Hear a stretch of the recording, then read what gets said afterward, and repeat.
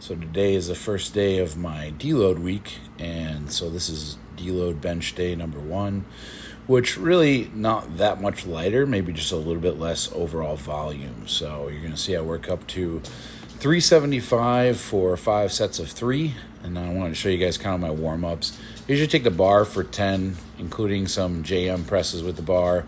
And then if I'm going to be doing threes, kind of, warming up with threes for the most part. Usually once I get one weight away from my warm-up weight, I'm going to take it for 1 just to save, my tricep power. So this is the first set of 375 for 3. And one thing I did this time, which I'm guilty of not doing very often, is actually did comp pauses for all of these. So even in some of the later sets, I had somebody giving me press commands. So this is Christian giving me a lift off some press commands. So just adding a little bit of discipline in, as it's a little bit lighter weight overall. But those comp pauses actually caught up to me. So when I get to the 5th set of 3 here, I was actually pretty worn out by the last one, and I got some help with the very last rep. I was happy with my setup today, though. Definitely good arch.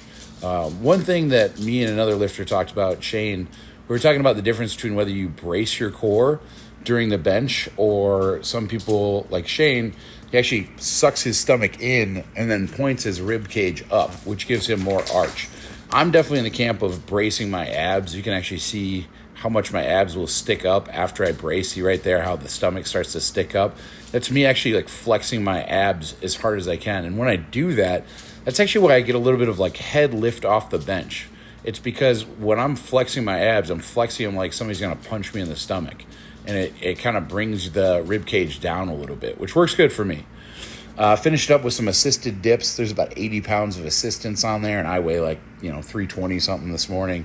But I was able to get some good deep reps in here, and this was actually just like an AMRAP set where I got 10. But these felt really good.